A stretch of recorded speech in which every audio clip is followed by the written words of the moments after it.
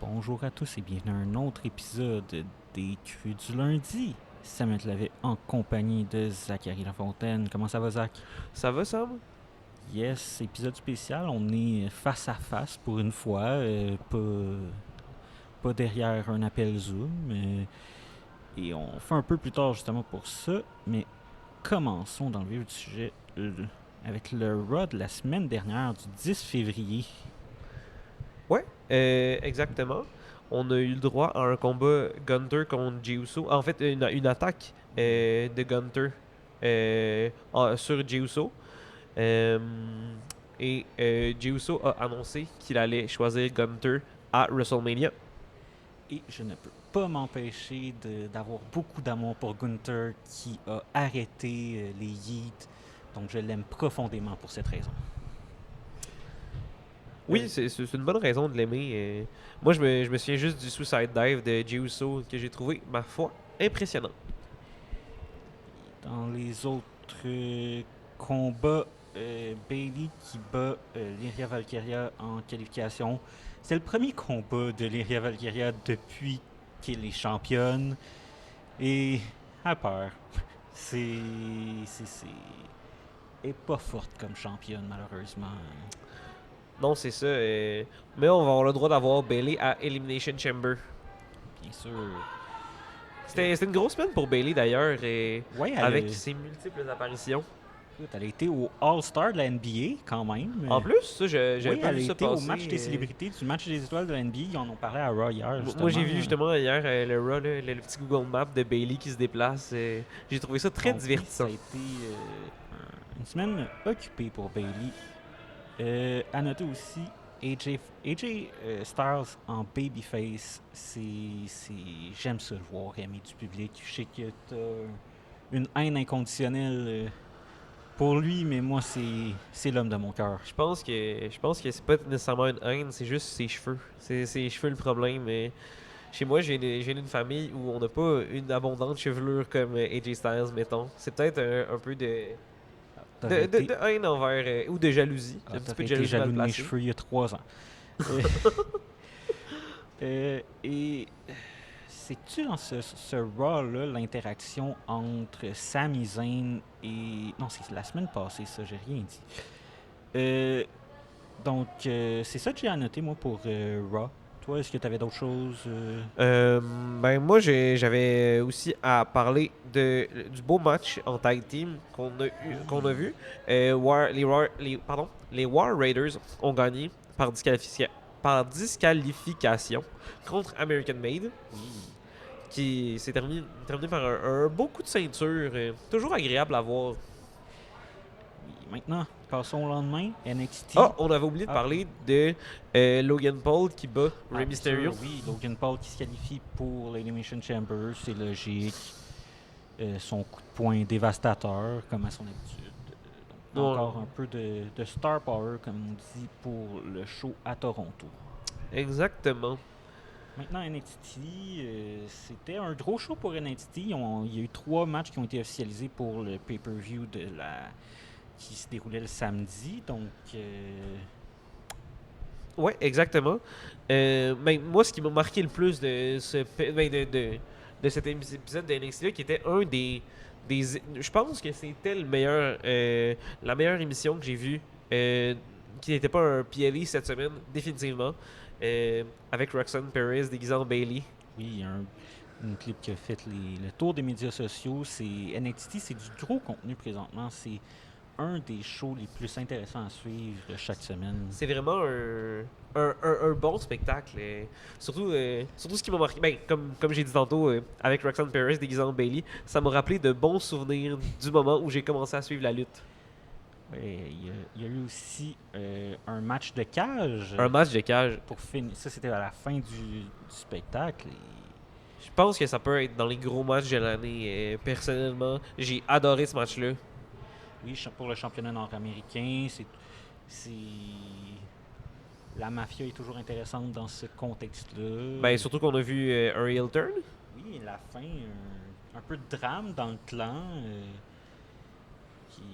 Ben, plus qu'un peu de drame, là. Je pense que. Je pense que c'est plus que du drame. On assiste à la dissolution de la famille. Oui, mais ça va être une histoire qui va suivre. Il y a un match qui va être à NXT cette semaine qu'on, qui a été construit par rapport à ça. Donc, Oui, parce qu'on a oublié de vous le préciser. Aujourd'hui, c'est pas le cru du lundi, c'est le cru du mardi. Puisque, pour une raison ou une autre, on a dû enregistrer mardi. Donc, c'est ça. On va voir la réponse à ces questions-là plus tard aujourd'hui. Euh, sinon, Ricky Starks, le lendemain de la fin de son contrat, on a appris la semaine dernière, lundi, que son contrat était terminé avec AEW. Il y a également Malakai Black qui n'a plus de contrat et Miro, anciennement connu sous le nom de Rusev. Donc, plusieurs anciens de la WWE à AEW qui n'ont plus de contrat et qui pourraient faire un retour. Exactement. Une autre chose qui a retenu mon attention cette semaine, c'est l'apparition de ce clan de lutteurs masqués qui, selon moi, avait l'air de. On dirait qu'ils ont vraiment. Qui achètent leurs marchandises et leurs fournitures à la même place que les moteurs de Joliette. Au marché aux puces, Oui, peut-être. oui, C'est très marché aux puces, j'ai trouvé le bandeau avec la tête de mort. Oui, ils ont fait une apparition à Vengeance Day qu'on va parler un peu plus tard. Mais on avait vu, je sais pas si tu avais observé, Oui, à la fin d'NXT, il y avait il y le avait masque qu'on voyait. il y avait eu des teases, comme on dit, qu'à Vengeance Day, le clan allait être là. Exactement.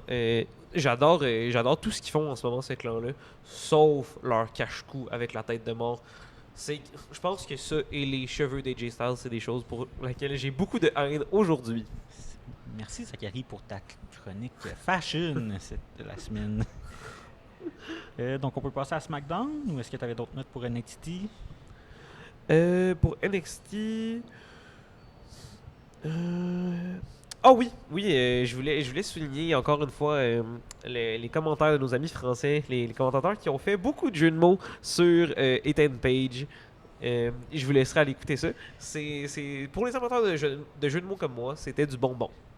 Au moins, ce n'était pas des accents allemands cette semaine. Ça va revenir, inquiète-toi pas. Passons maintenant à SmackDown. Qu'est-ce qui a retenu ton attention cette semaine à SmackDown? Moi, j'ai pas pu vraiment regarder, donc... Ah, là, faut que je commence avec quelque chose, là. Pat Laprade, là. Pat Laprade qui dit qu'il est en direct, alors que il apparaît sur Netflix quelques heures, des heures après, il est pas en direct. À sa défense, il l'enregistre en direct. Ouais, mais il peut pas dire qu'il est en direct pour nous. Il est en décalé. À sa défense, il est en direct. Bon, on s'obstinera sur Pat. On trouvera donc, on va trouver un autre sujet pour s'obstiner là-dessus une autre fois. Nous sommes aux antipodes du sujet. On a vu Naomi gagner sa place pour le Elimination Chamber. Oui. Dans un combat contre Chelsea Green. Donc on a la carte totale des. On a les participantes du Elimination Chamber. En fait, c'est le Raw de hier qu'on a eu la dernière, mais on avait déjà... C'est vrai. On va voir Liv Morgan, Alexa Bliss, Bianca Belair, Bayley, Naomi et on va en parler tantôt de la dernière. Exactement.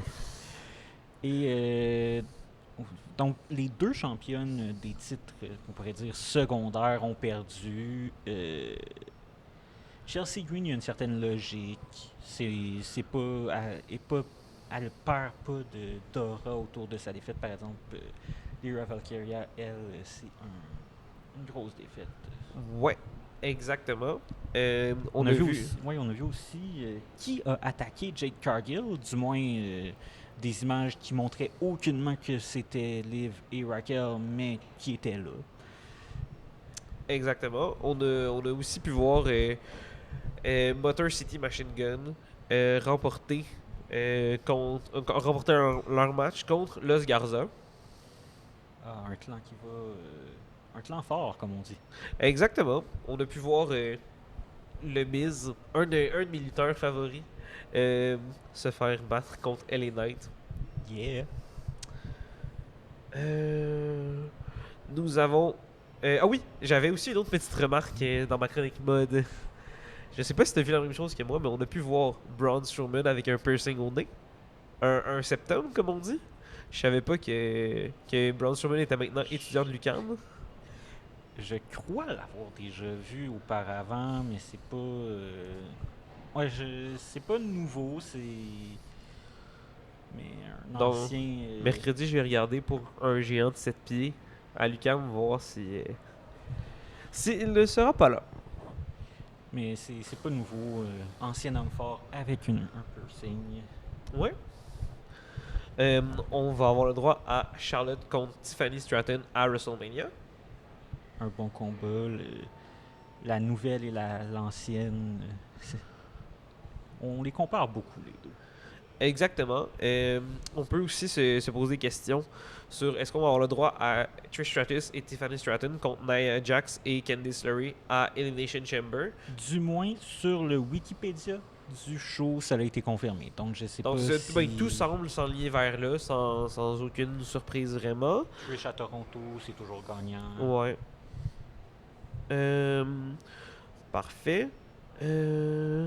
On a vu Solo Sikoa sauver Jacob Fatou. Oui, à la fin du show, je crois. Non, ça c'est... Il était revenu à la fin de l'autre show. Ouais, exactement. Mais oui, Solo, il revient tranquillement dans le portrait. Exactement. On a aussi la liste, des participants au Elimination Chamber masculin. Comme avec le féminin, le dernier participant a été annoncé dans le main event de Raw hier. Mais pour l'instant, c'est Exactement. On a Damien Priest, Logan Paul, CM Punk, John Cena, Drew McIntyre et le le... mystère discuté plus tard. Exactement. Ben là, c'était une... C'était à ce moment-là, j'ai pris cette note-là pour. C'était une question que j'avais. Est-ce qu'on va avoir le droit à Kevin Owens contre Sami Zayn à Elimination Chamber? On a eu la réponse hier dans un match sans restriction. Sans stipulation. Un unsanctioned match. Ouais, donc on peut dire sanction. sans restriction. Sans sanction, mais ça se dit mal, c'est beaucoup de S pour rien. Une belle promotion à sans restriction chrono. Kevin, on t'aime. On a vu aussi Carmelo Hayes battre R-Truth. Ah, R-Truth. C'est toujours un petit pincement au cœur quand je vois R-Truth perdre. Ça veut dire c'est beaucoup de pincement au cœur régulièrement. Je pense que je fais une crise cardiaque. Est-ce qu'il y avait d'autres choses pour SmackDown? Oui, Tiffany Stratton qui a battu Nia Jax par disqualification suite à une attaque de Candice LeRae. On protège quand même Nia Jax comme ça. Ouais. On protège Nia Jax puis on protège aussi Tiffany. Comme ça, on voit qu'il n'y a pas de pin, de tombée. Oui. Et Candice peut prendre ce tombé-là facilement. Faut s'attendre justement au match à Elimination Chamber. Ça risque d'être soit Trish ou Candice, mais logiquement, ce serait Candice qui prendrait le tombé. Ouais, justement, où Trish Stratus est venue sauver Tiffany. Bon, maintenant, NXT Vengeance Day, c'était le premier PLE le dernier PLE avant le gros week-end de WrestleMania pour NXT, si je ne m'abuse. Donc, plusieurs combats qui ont été annoncés, qui ont été créés à NXT la semaine d'avant. Ouais, on a pu voir, c'était en ouverture de spectacle, on a pu voir Stephanie Vaquer devenir la nouvelle championne nord-américaine. Ouais, logique, c'était prévisible. Fallon Henley a été aidé par ses acolytes dont une violente botte au visage de Stephanie Vaquer. On a eu droit à des merveilleux chants que les arbitres sont mauvais, si on pourrait le dire. Exactement. Ensuite, on a eu le droit à un match tag team. Inamura et Braids qui avaient gagné leur combat à NXT et que Fraxium ont décidé de leur donner une chance au titre. Gros coup de cœur pour les deux. pas qu'ils sortent de nulle part, mais c'est pas l'équipe la plus reconnue à NXT. C'est deux individus qui, en fait, ça fait partie du partenariat avec Pro Wrestling Noah au Japon. Inamura qui vient ici. Brady a fait des combats au Japon, justement. Donc, un bon combat que j'ai bien apprécié, qui a été gagné par les champions Fraser et Axiom, Exactement. avec une attaque oui. du fameux nouveau clan. Le clan qu'on va appeler les motards de Joliette. Pour le reste de l'émission, en attendant qu'il y ait un match, un nom. Et s'ils ont un nom si peu amusant, ça va rester les motards de Joliette au podcast. Ça fait penser un peu à Aces and Eight à TNA à l'époque, mais en moins puissant. Après le match, il y a également eu une promo de Stax qui est venu pour créer un match la semaine suivante, qui veut défendre son patron, son mafioso préféré, et qui veut vaincre seul ses assaillants. Est-ce qu'on peut prendre 2 minutes pour parler de la mafia à NXT? Ça fait du sens, tout fait du sens. Mais je vais parler de mon impression. Je suis un grand fan de la lutte ICW, Fédération de lutte d'Hochelaga Maisonneuve. Et leur personnage me fait penser à un des personnages de cette lutte-là où, encore une fois, on a un personnage un peu de mafieux avec C'est un personnage qui a été quand même vu. vu et revu dans le milieu de la lutte, mais c'est un clan qui a été créé à l'époque de NXT 2.0, l'époque où tout le monde était personne. Mais c'est un clan qui fonctionne étonnamment. Je les aime bien, il y a un appui de la foule. C'est des mafiosos qui sont gentils, ce qui est un peu étrange, mais Je pense que je préfère James le Saint Tavares, le lutteur de Schlager Maisonneuve. Je trouve qu'il amène une certaine aura de plus au personnage. on le salue justement. Il doit nous écouter. Donc voilà, Stax qui va avoir un combat mardi, ce soir justement à NXT. Après ça, Eddie Thorpe et Trick Williams, un autre match qui a été créé la semaine même. Un strap match très violent, le strap match. Donc tu cherchais de la violence pour un Vengeance Day. On a eu droit à une stipulation assez violente. Et le résultat a été relativement surprenant. C'est Eddie Thorpe qui a remporté le match. Une grosse défaite pour Trick Williams, qui était champion jusqu'à tout récemment quand même. Il a gagné grâce à un coup dans les parties intimes. Oui, mais justement, Trick a pas vendu. Trick avait des expressions faciales encore très puissantes. Quand il était au sol, il n'avait pas l'impression d'être à moitié mort. Je comprends. J'espère pour lui qu'il n'avait pas oublié sa coquille. Bon, je voulais mentionner Legends in the Future Great, un show qui va être sur A&E que je vais regarder. Ah oui, c'est disponible au Canada? La chaîne A&E est disponible sur le câble et je l'ai, donc j'ai enregistré et je vais vous en parler quand je vais écouter les épisodes. Donc c'est chaque dimanche, je crois. Oui, le dimanche soir, des légendes sont associées à des jeunes lutteurs. Ils ont fait des affiches un peu, présenter les lutteurs un peu plus tard. Je vais en parler tout de suite. En fait, parfait. dans Sur à noter, le fils de Evander Holyfield, oui, qui est là, le chum de Maxine, qui est présent aussi, qui s'inspire de Maxine, mais je sais pas s'il y a de l'inspiration à tirer de là, mais... et l'ancienne médaillée d'or, la médaillée d'or olympique qui avait été présentée avec notre magnifique échec, plus gros échec de l'histoire, si on peut dire. Le plus gros échec de l'histoire? En fait, je suis pas sûr de Gable Steveson, oui. Elle était avec Gable Steveson quand les deux grosses têtes d'affiche des Olympiques que la WWE a signées. Gable Steveson qui se cherche une vie présentement, qui a échoué dans la NFL, qui a... Ben, je pense que les moteurs de Joliette pourraient peut-être l'accueillir à bras ouverts. Ils ont l'air gentils. Gable Steveson qui a quand même réussi à avoir un mauvais match avec Baron Corbin, ce qui est quand même spectaculaire en termes de choses à faire. Je pense que c'est aussi pour 50$, n'importe qui peut avoir un match avec Baron Corbin.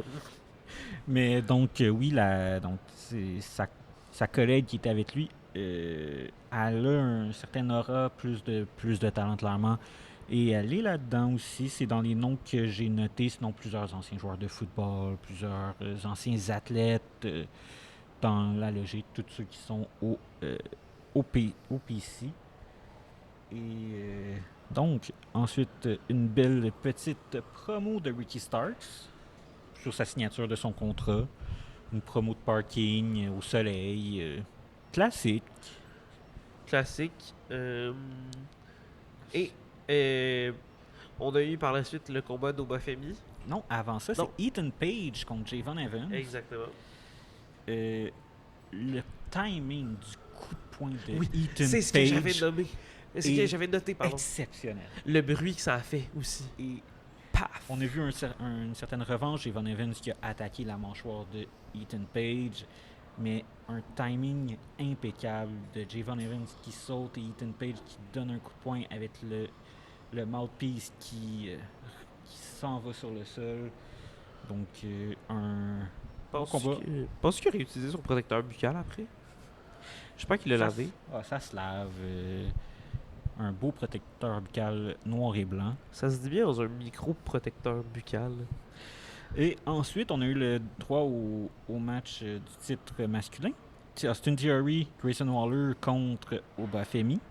Dès le début, on a senti une certaine tension entre Ethan Down Under et Grayson Waller. Oui, parce et que Grayson Theory. Waller avait interrompu l'entrée de... Oui, voilà. Oui.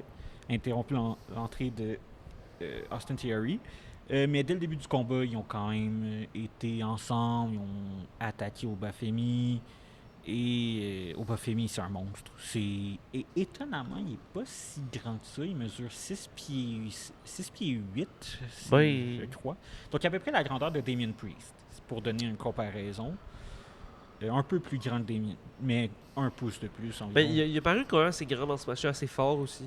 Oui, et c'est rare qu'on voit des grands qui sont capables de lutter comme lui. Donc il a un bel avenir, lui qui est un athlète qui sort et qui a été au PC dans NXT 2.0 n'a pas donné seulement des échecs, heureusement. Donc, il fait partie de ce lot de lutteurs qui ont été recrutés à cette époque et qui sont exceptionnels. Donc, aussi, oui, Grayson Waller a décidé de sortir des armes sous le ring pour attaquer. Ça m'a fait plaisir, personnellement. Oui, on en a parlé la semaine passée. Toi, tu t'attendais à ce que ça soit... un peu plus hardcore, on va se le dire. Tu t'attendais à ce que ça... Un three-way, normalement, c'est très ennuyant, mais là, ils ont utilisé Ils m'ont des écouté. stipulations. Oui, on sait, Grayson Waller, un grand fan Du cru du lundi et du mardi occasionnellement.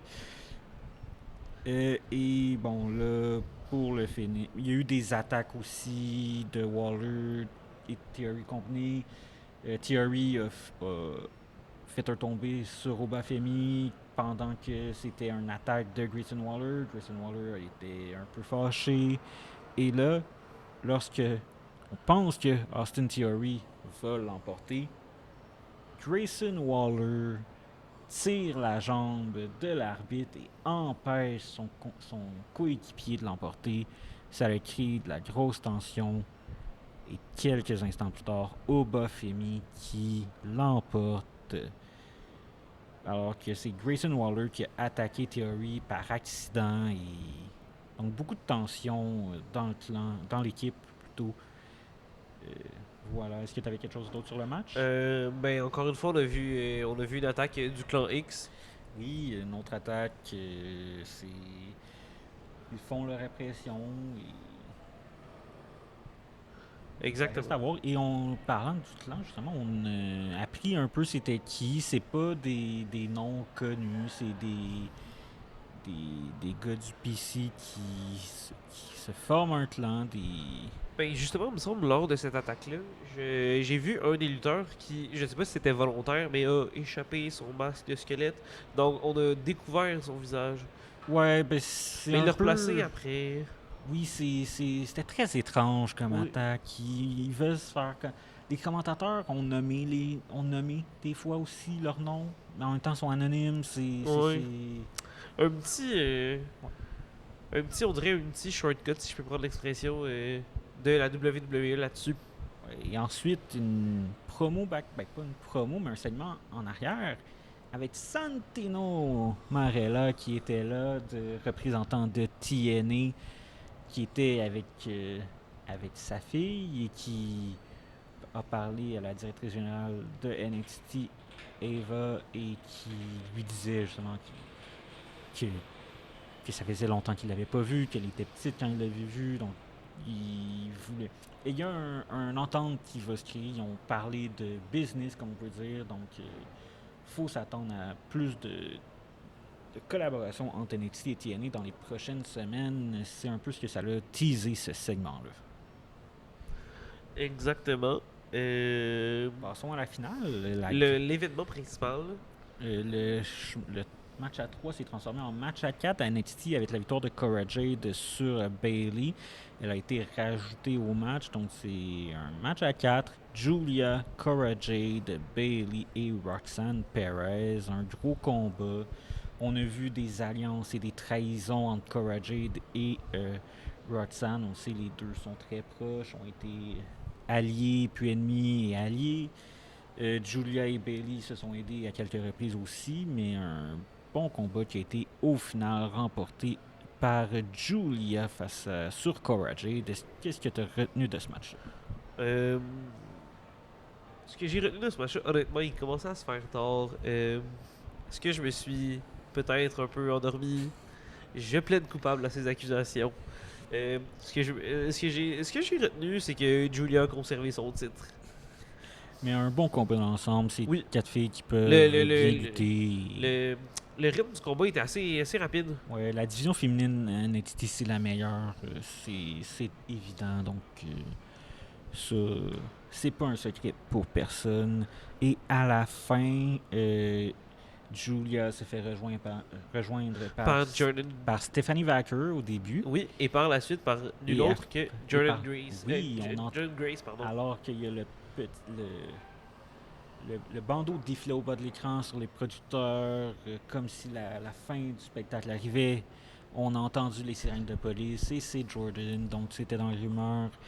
Un peu surpris qu'elle ne va pas sur le main roster, mais la division de NXT, c'est l'endroit à être. Donc, Mais est-ce que toi, tu penses que c'était voulu? Est-ce que tu penses que ça peut être une nouvelle mode de NXT de finir ses spectacles, entre guillemets, pour rajouter un élément percutant à la fin? Parce qu'on a vu ça aussi avec, justement, le clan et qu'on ne saurait nommer ouais, ben la semaine dernière. ça permet de surprendre une fin de spectacle. On l'a vu à WWE avec CM Punk quand il est revenu, c'était exactement ça. Ça s'annonçait comme étant la fin et là, boum, il apparaît. Donc c'est toujours une belle façon d'obtenir des encouragements puis que ça soit spectaculaire un peu. Exactement, ça vient chercher, ça vient nous accrocher pour la suite la semaine d'après. Donc pour ce Vengeance Day-là, c'est qui pour toi ton MVP du spectacle? Euh, Moi, je pense que je vais donner mon MVP à. Ben, moi, c'est un MVP conditionnel. Beaucoup de compassion pour Trick Williams s'il avait pas mis de coquille. S'il y en a mis une, c'est une autre affaire, mais s'il en avait pas mis, on se souvient du coup dans les Ouais. parties intimes, c'est pas agréable pour personne. Ouais, moi de mon côté, j'ai pas le choix. Inamura et Briggs, ça a été une équipe que j'ai découvert. C'est pas des gens qu'on entend beaucoup parler, mais ils ont été capables de faire un bon combat. Donc j'espère qu'on va pouvoir les voir un peu plus dans l'avenir, que c'est un combat qui les a créés un peu. Ben, si je peux me permettre de donner une vraie étoile, je dirais la production d'NXT, de façon générale. Tout est pensé, tout est calculé au quart de tour. Euh, la façon qu'ils ont de nous accrocher à leurs produits. Euh, je connais des gens qui auraient des notes à prendre là-dessus. Bon, maintenant passons au Raw de hier, donc Raw du 17 février, qui a commencé avec Sami Zayn, qui Supplie, ben, implore plus que supplie Adam Pearce pour un match contre Kevin Owens parce qu'il dit qu'il veut sa vengeance. Oui, et ce que j'ai beaucoup aimé, c'est qu'on a parlé de l'histoire personnelle entre les deux, entre Adam Pearce et Sami Zayn, et même avec Kevin Owens. Adam Pearce était sur le circuit indépendant toutes les années que Kevin et Sami étaient là, donc il les connaît depuis longtemps, il a vu leur histoire. Donc c'est devenu très personnel, et c'est ça qui a finalement convaincu Adam Pearce de donner le match. Donc une très belle histoire qui a été racontée. Exactement comme on a mentionné tantôt, un match sans sanction. Est-ce qu'on peut s'attendre à un match spectaculaire? C'est impossible de ne pas avoir un match spectaculaire entre ces deux-là. C'est deux des gars qui ont la plus grosse chimie dans le monde de la lutte. Ça va être violent. Et ça, c'est évident. Ça va. Ça sera pas le main event probablement, mais ça serait digne d'un main event selon moi. Le match qui va suivre, ça va être très difficile. Ça pourrait être le main event si on considère qu'il n'y a rien qui peut suivre ça. Mais selon moi, connaissant Kevin, connaissant Sami, j'ai déjà peur pour Kevin. Kevin qui est dans une passe ces temps-ci de risquer sa vie continuellement. Oui, c'est ce qu'il va tenter encore. Kevin, si t'as écouté le premier épisode et tu sais pas ce qu'on a dit, on t'en parle, là. Fais attention à toi. Terry, tu peux parler raisonnement à ton fils aussi. Pat, peux-tu parler à tout ce monde-là pour que Kevin soit correct, s'il te plaît? Merci. Autre chose que j'ai noté pour Raw, Carlito avec le Judgment Day, c'est parfait. Il jouait à WWE 2K et il parlait de s'acheter le DLC à 5$. Le DLC coûte légèrement plus cher, mais donc voilà. Mais en ce moment, qui n'aime pas ce jeu vidéo? C'est Qui n'aime meilleur d'année pas, en année. qui n'aime pas Carlito? Au niveau humoristique, R-Truth est bien meilleur, mais Oui. il est dans cette sphère-là de... Mais peux-tu imaginer si R-Truth serait resté avec le Judgment Day? Ça aurait donné des moments magiques. Je sais pas à quel point on aurait fait le tour par contre. Mais Carlito qui est là, qu'on comprend pas trop pourquoi il est là, mais il est là. Ben c'est un peu. J'ai l'impression que c'est un peu le mix de. Niveau. Pas nécessairement niveau persona, mais niveau personnage. Ben plus. Pas personnage, mais plutôt, mettons, fonction qu'il remplit. J'ai l'impression que c'est un peu comme. Un peu les Pretty Deadly. Ou ben, moins Pretty Deadly, mais plus Fandango et. Tyler Breeze. Tyler Breeze, exactement, qui faisait beaucoup rire d'eux. Oui, et bon, après Ou encore ça, Baron Corbin dans ses bonnes années. donc, Lyra Valkyria qui va défendre son titre après un mois. Un mois, elle va défendre son titre la semaine prochaine à Raw. Je pense qu'elle s'est même souvenue à ce moment-ci qu'elle avait un titre. Écoute, oui. Donc, un rematch de la finale. Ce qui. C'est un match. C'est. Il n'y a rien à dire sur ça. Oui, on a vu roulement de tambour. On sait qui sera la dernière participante au Oui. Elimination Chamber féminin. Et Il ce sera s'agit de nul autre Roxanne que- Perez de NXT Exactement. qui a battu Raquel. Juste avant, dans un segment, Finn Balor avait dit que ça allait être une honte pour le Judgment Day s'il y a seulement 2 personnes dans les Elimination Chamber sur les 3 qui pouvaient se qualifier. Donc en disant que ça serait une honte si elle perdrait. Et elle a perdu grâce à l'aide plutôt oui, de Naomi et son acolyte Bianca Belair qui ont sont venus attaquer Liv Morgan qui est aux abords du ring en répercussion sur l'attaque sur Jade Cargill. Et ça le distrait suffisamment Raquel pour que Roxanne y va de la manœuvre la plus spectaculaire dans le monde de la lutte, un roll-up surprise. Et c'est elle qui combine qui complète le chamber féminin. Et c'est, écoute, j'aime ça la voir dans un rôle important. Elle est mise en avant comme une vedette. Elle va pas gagner le chamber, mais elle est là. Et quoique elle pourrait gagner le chamber, mais on va voir ça. Écoute, elle est jeune, beaucoup de talent, protégée de Booker T, donc On a pu voir New Day manquer solidement de respect envers une légende de la lutte. une légende masquée. Exactement. Rey Mysterio. Et on a pu voir LWO attaquer The New Day pour venir sauver l'honneur de Rey Mysterio, justement. Et j'aime tout de New Day en heel. C'est ce qu'on pense. On savait pas qu'on avait besoin de ça, mais on avait besoin. Exactement. Penses-tu que ça aurait marché avec Biggie en heel? Biggie est trop une bonne personne. Ouais.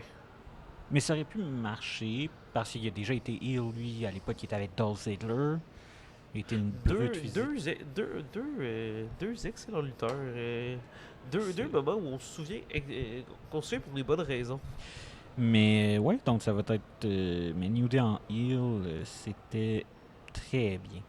Et la finale de ce Raw, c'était le combat, le dernier combat pour le chamber masculin. Finn Balor contre Seth Rollins. Donc Finn, après la défaite de Raquel, devait sauver l'honneur du Judgment Day. Spoiler alert, il ne l'a pas fait. Il s'est fait battre par Seth Rollins. Et à noter que... Il avait mentionné qu'il voulait pas recevoir aucune aide de sa faction. Et a également mentionné qu'il ne voulait pas de nouveaux membres de la faction, alors que Dominic Mysterio, lui, essaye activement de recruter quelqu'un d'autre pour s'ajouter au groupe, pour combler l'absence de JD McDonough. Donc ce serait pas une surprise que Finn Balor soit écarté du groupe parce qu'il fait à sa tête et ça ne fonctionne pas, alors que, étrangement, Dominic Mysterio fait bien. Est-ce qu'on pourrait voir une certaine une dissolution du clan, selon toi? Considérant que Dominic Mysterio essaye activement de recruter, ça serait surprenant. Pas nécessairement une dissolution, mais plus comme un Judgment Day 2.0. 3.0. 3.0, c'est vrai. 3.0. Mais avoir Liv Morgan, Raquel, Dominic et garder Carlito, parce que Carlito, membre actif de... Carlito est un membre important, justement. Il a aidé... il a tenté d'aider du moins Dominic dans son match face à AJ Styles, qu'on a parlé, mais... Donc, Carlito qui a craché un morceau de pomme tel qu'il est reconnu pour ça. Exactement. Et donc, c'était tout pour Raw. Oui. Je pense qu'on serait prêt à passer à nos 3 étoiles. Oui, donc, selon toi, quelles sont tes 3 étoiles? Je donnerais une étoile à Sami Zayn pour sa performance, à sa promo qui était claire et bien jouée comme Sami seul sait en faire. Et on a senti les émotions, on est allé très dans le personnel avec Adam Pearce. Donc, Même que j'ai peur, est-ce qu'ils sont en chicane, Sami et KO, tu penses? Parce que c'était très vrai, j'y ai cru. Faudrait demander à Terry. J'espère qu'ils sont corrects. Oui, donc moi aussi, ça va aller 3e étoile à Sami. C'est pour les mêmes raisons, t'as tout dit. Donc, ouais. Ta 2e étoile? J'ai donné au tag team Inamura et Briggs. Je l'ai dit, j'ai tout aimé de leur show à Vengeance Day. Et juste, ça a été ma grosse révélation de la semaine. Parfait. Euh, Moi, je vais donner ma deuxième étoile. Je voulais la donner à. euh, tchou, tchou, tchou, tchou, euh, J'ai comme perdu ma note. Ce sera pas très long. Euh, Prends tout ton temps, ça. Oui, à Roxanne Perez pour son déguisement de Bailey qui m'a fait revivre les débuts de mon amour pour la lutte. Et Bailey qui avait son époque de la fille à câlin. Exactement. Voir ça, ça me donne envie de voir des vieux pay-per-view. Et je sais pas pourquoi, mais j'ai particulièrement envie de regarder le match dans la cage de requin de Enzo Amore et Big Cass. Je sais pas si tu te souviens. Je n'écoutais pas la WWE malheureusement à l'époque, mais Big Cass et Enzo Amore, deux grands noms, surtout Enzo Amore, quelqu'un de très sain mentalement. Exactement. Et une bonne personne. Oui. Vous irez faire vos recherches si vous n'avez pas la référence. Oui. Et ta première étoile, toi? Ma première étoile. Ben en fait, c'est à toi de donner ta deuxième étoile. J'ai donné ma deuxième, moi C'est aussi. vrai. Euh, On suit, Zach, on suit. on suit. Moi, je pense que je donnerais ma troisième. En fait, ma première étoile, pardon, à au lutteur masqué qui a perdu son masque. Il faut lui donner un petit peu de soutien.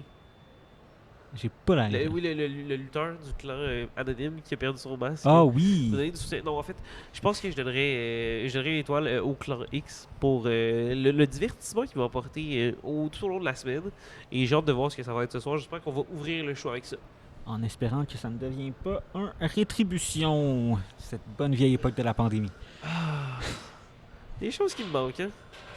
Et moi, ma première étoile, je vais la donner à Ethan Page. Bon match avec Javon Evans. Le timing C'était mon deuxième choix. était à la perfection. Donc, en semaine de pay-per-view pour NXT, pourquoi pas le donner à lui. Et donc, c'est ce qui conclut cet épisode cette semaine. Donc, on se retrouve la semaine prochaine encore pour un rendez-vous des Crus du lundi.